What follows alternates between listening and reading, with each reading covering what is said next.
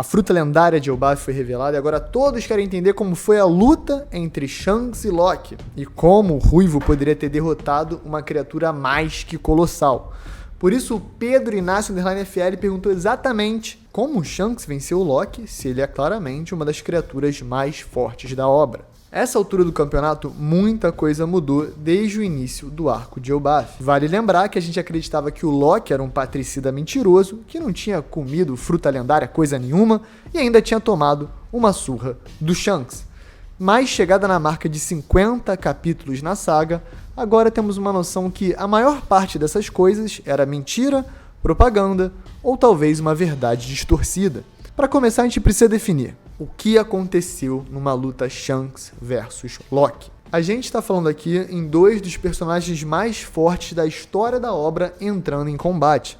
Seria realmente um nível de poder nunca antes visto, ou no mínimo talvez não visto desde God Valley, quando todos se uniram contra Ymir.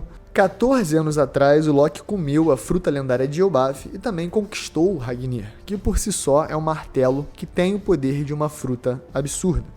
Do outro lado, temos o Shanks, que já sabemos que domina em um nível praticamente incomparável a arte da espada, aliado a um uso de haki e de habilidades físicas surreal. Realmente tem pouquíssimos personagens na obra, no universo, que você consideraria para ter uma luta de igual para igual com o Shanks.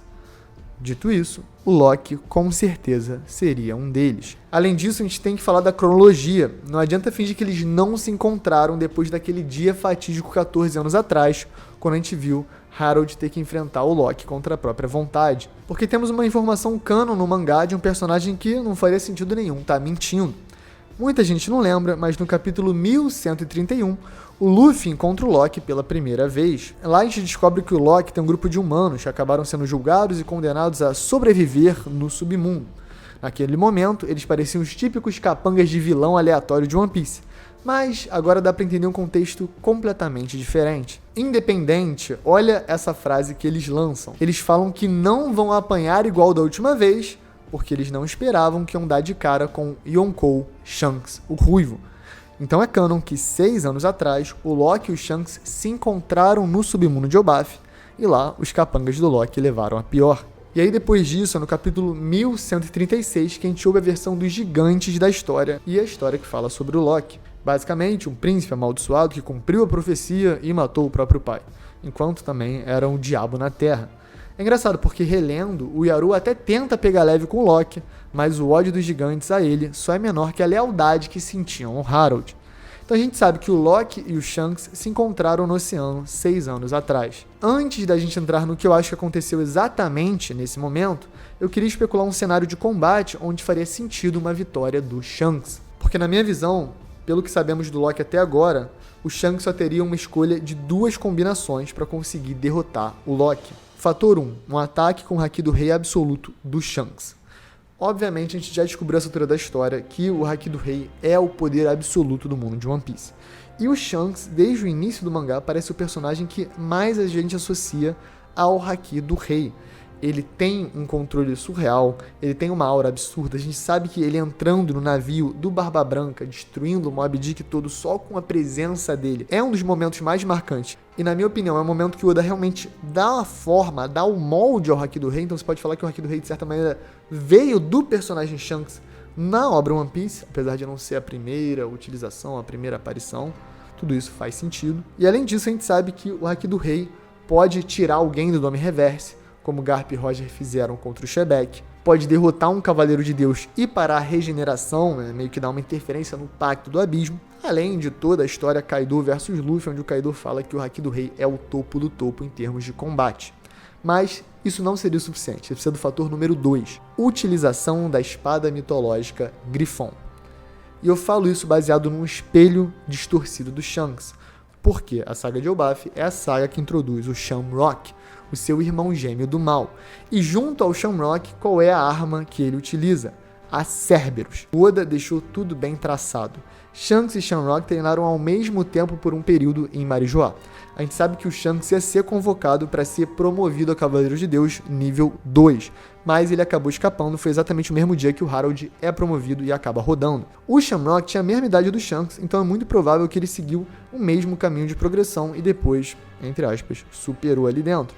Então, o fato é que se o Shamrock tem a Cerberus e o Shanks tem a Griffon, e a gente já viu a Cerberus em ação justamente contra o Loki, faz muito sentido que a Griffon seja uma arma de nível de poder parecido. Eu acho que esse vai ser o detalhe, a cereja no bolo que o Oda vai botar nesse terço final do mangá. Afinal, um personagem roubado que nem o Loki não ia precisar do Ragnir à toa. É porque vão ter outras armas mitológicas também entrando em ação. Cerberus e, na minha opinião, Griffon. O Alan, bota por favor também o Shanks usando a Griffon no anime, que spoilou que tem um grifo nessa espada. A gente viu a Cerberus em ação sendo espetada no Loki. E os ferimentos foram tão graves que o Chopper, quando dá uma olhada no Loki, fala que ele só vai estar 100% de novo meses depois daquilo. Tudo bem que o Loki pode ter uma regeneração, um corpo diferenciado, porque ele é um gigante ancestral e tudo mais. Mas mesmo assim, o nível foi absurdo e eu acho que se tiver algum momento de Loki perigando, tendo alguma dificuldade com os Cavaleiros de Deus, a gente vai poder associar às feridas causadas pela Cerberus. Então, se a gente já viu o Loki tomando bastante dano desse tipo de arma lendária, imagina se não tivesse na mão do Shamrock e tivesse na mão do Shanks. Eu acho que esse seria o caminho para o Shanks derrotar um gigante colossal. Fora a experiência em batalha, outras marotagens que o Shanks poderia usar, mas eu não vejo exatamente isso entrando em questão agora, porque a gente está só especulando como seria ele um combate puro. Até porque, vamos voltar para o roteiro, gente, não faz sentido Shanks versus Loki, porque os dois estavam no mesmo lado. Acho que é exatamente por isso que quando o Luffy menciona o Ruivo no capítulo 1131, o Loki chama o Shanks de covarde. A gente não sabe até agora por que o Shanks de fato prendeu o Loki e o retornou para Elbaf, mas na minha cabeça tudo indica que foi uma espécie de acordo. Provavelmente o Ruivo convenceu o Loki a assumir esse papel e aguardar em Elbaf, justamente para poder protegê-la no futuro. Se no dia que os Cavaleiros de Deus resolvessem aparecer de novo na Terra dos Gigantes, o Loki estivesse navegando por aí, muito provavelmente Imu ia completar o plano que ficou parado desde a morte do Harold, sem que ninguém pudesse fazer nada. A gente está vendo isso agora. Eles estão conseguindo fazer o plano com bastante tranquilidade. Mesmo tendo Gaban na ilha, mesmo tendo Ripley, outros gigantes poderosos, o próprio Yaru, eles estão sendo completamente dominados. O poder é muito roubado. Mas falando em poder roubado, o Loki vem aí. Independente da explicação certinho, o fato é que faz todo sentido do mundo o Loki chamar o Shanks de covarde por uma resolução que não fosse resolver as coisas no presente e sim no futuro. A gente também tem que comentar isso. O Shanks está sempre, olhando além, tentando evitar coisas de acontecer que vão acontecer só depois, tá evitando a merda de acontecer, acontece a merda. A gente sabe que essa parada de Elbaf, eu acho que é mais uma merda que o Shanks previu acontecendo no futuro e tentou usar o Loki ali pra evitar. E por isso que Loki versus Shanks é uma grande farsa. O Loki é um cara legal e o Oda deixou várias dicas na história pra mostrar isso. O próprio 1131 mostra o Loki amigo dos animais, mostra o Loki defendendo pessoas mais fracas e mostra o Loki sendo um cara que lida com o Luffy até relativamente ok, de boa, não tá uma vibe vilão. Então, eu acho que engenheiro de obra pronta é uma delícia, né? Mas olhando pra trás, estava bem claro que o nosso querido Loki era, de fato, bonzinho. E aí teve Loki versus Shanks? Eu adoraria. Eu acho que até o Loki ia querer, por uma questão aí de ego, de gigante, guerreiro e tal. Mas o Shanks não ia querer, ia falar, Loki, deixa pra uma próxima, tá? Deixa rolar, porque tu sabe que ia ficar ruim pra tu. E aí o Loki ia ficar maluco. Eu acho que o Shanks ser chamado de covarde certamente faria sentido. E a surra que os capangas tomaram, com certeza foi uma onda de haki do rei que desmaiou todo mundo já, pro Loki e o Shanks poderem conversar com tranquilidade, com naturalidade. Tudo indica que eles devem ter desmaiado e não visto o que aconteceu, por isso que eles acreditam em tudo que o Loki fala sobre como foi o combate contra o Shanks. Vale também dizer que o Shanks não é uma pessoa que prende o Loki, não. Na verdade, quem prende o Loki são os outros gigantes de Elbaf. Eu acho que isso também fazia parte ali do acordo, porque provavelmente o Shanks imaginava que ninguém ia estar feliz com o Loki, e o Loki também sabia. E aí a gente sabe que o Oda gosta dessa luta, que a luta mas não acontece, que coisa de honrado e tal. Eu acho que assim como o Harold deixa o Loki bater ali no peito para finalmente se libertar e acabar o sofrimento e separado, muito provavelmente o Shanks também não quis lutar, assim como depois de derrotado, o Katakuri também desce ali naquele T e faz aquela pose e tal. Acho que é uma coisa, conceito icônico de One Piece que a gente vai ver novamente. Shanks vs Loki nunca aconteceu. Vini _D _Santos 17 perguntou: as habilidades do Loki me lembraram muito a Uranus. Seria spoiler do ovo do Roger? Cara, vamos lá. Tu falou que as habilidades do Loki, que a gente não viu ainda, lembraram a Uranus, que a gente não viu ainda, que já tá spoilando o ovo do Roger, que a gente nem sabe se é qualquer coisa. Eu amo esse tipo de pergunta, Vini. Eu acho que você tem razão. Eu acho que o Loki, na verdade, me lembra um ovo. A Shirahoshi é a Poseidon, né? Ela é uma arma ancestral. O Momonosuke tá ali um ano. Possivelmente ele vai comandar a Pluton. Quem sabe a Pluton não, o próprio Zunista. Tem várias teorias sobre isso. Um gigante ser a Uranus não seria completamente insano. A gente tem até a questão aí dos povos do céu. E o Baf tem conexão com os povos do céu. Falta Uruge entrar no enredo. Ah, então Uranus é um animal. Qual animal? Um grande pássaro. Qual grande pássaro? O do ovo do Roger. O que o ovo do Roger foi fazer? Virar Uranus e atacar de volta? Não, Egghead não faz sentido. Se bem que Egghead, cabeça do ovo, o ovo sai da onde? Da galinha? Não, da ave. E da ave sai Uranus, que nem o Vini falou. Então faz sentido, confirmada a teoria ao vivo.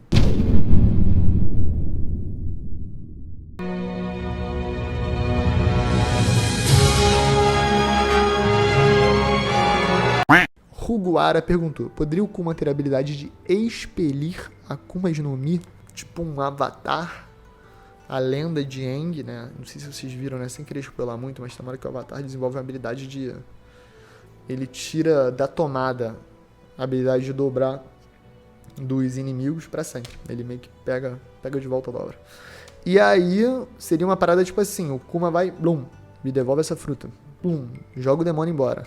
Ele exorciza o capeta do personagem, do pirata.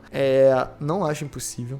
Acho que a fruta do Kuma tem um simbolismo profundo no mangá de One Piece, que vai além até do que a gente imagina, porque tem a questão dos tambores da libertação, das mãos da libertação, tem essa brincadeira de patinha, coisa, né, mais funny, mais fofa. Tem essa teoria de que a Nefertari de Lili era a usuária antiga da fruta da patinha, foi assim que ela conseguiu esconder os poneglyphs. Eu gosto de todas essas teorias, gosto de uma importância maior para a fruta do Kuma, e eu não acho que seria impossível não, tá? Não acho que seria impossível espelhar a Akuma no Mi, seria possível sim. Quem sabe não tem uma teoria por trás mais elaborada pra gente cravar aqui no canal. Tom Roger: se os Cavaleiros Sagrados iam recrutar o Loki, significa que Mu já ia tirar um deles? Ou tem vaga sobrando? Boa pergunta, Tom Roger.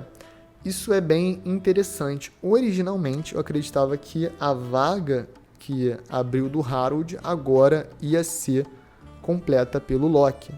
Mas acho que isso ainda não faz sentido, porque já teriam achado um substituto.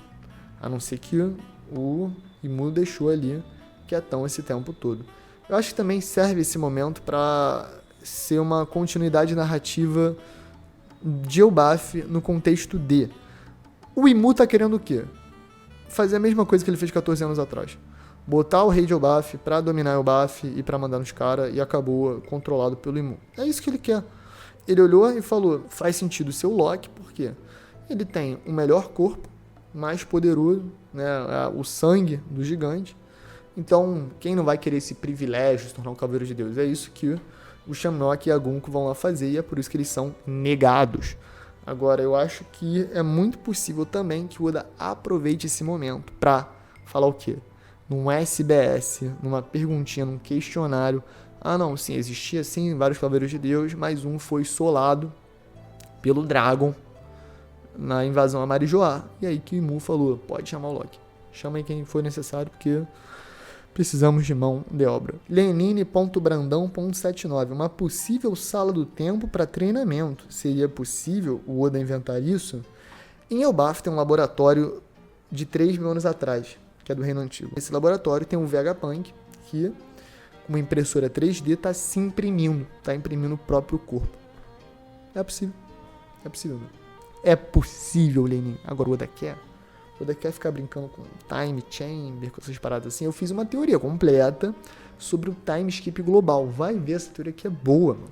É boa. Eu acho melhor do que um bagulho de treinamento, Lenin, na minha opinião. Gabriel _Almeida 0890: Qual personagem teve a melhor redenção de vilão para herói em One Piece até o momento? É engraçado, né? O próprio conceito de vilão e herói, o Oda já gosta de deixar bem turvo. Por quê?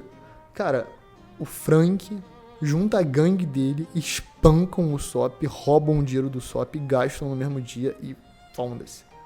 A Robin é uma assassina espiã que passa a perna até nos vilões, mas que provavelmente já inocente. Vilã? Fora o que fez contra os Chapéus de Palha. Vilã?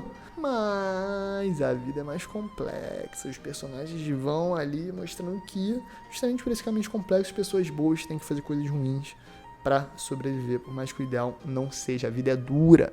Dito isso, o meu favorito é o Bon Clay. Sabe por quê? Porque o Bon Clay nunca foi vilão, eles eram inimigo, né? Até porque a primeira vez que ele aparece, ele tá parceirinho já lá e tal. Mas a redenção do Bon Clay em Impel Down, o sacrifício do Bon Clay é muito épico. Muito, muito, muito lendário.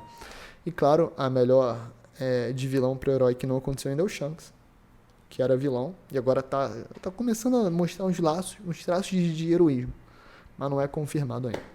Então, galera, deixa o like, se inscreve, por favor, comenta aí no vídeo, joga pro alto, compartilha, não deixe de apoiar a gente no Instagram, no TikTok, tá saindo vídeo direto lá no Vertical também, faz muita diferença, principalmente quando sair, se tu puder deixar um comentário lá, deixar um like, faz uma diferença monstra, a galera aqui do YouTube é gigante, os shorts que eu já lancei do BBB, já tá indo super bem, galera, muito obrigado pelo apoio, pela força, tamo junto, galera, um beijo, um queijo, bom carnaval pra vocês, e Shanks é o bicho, e Loki também, valeu!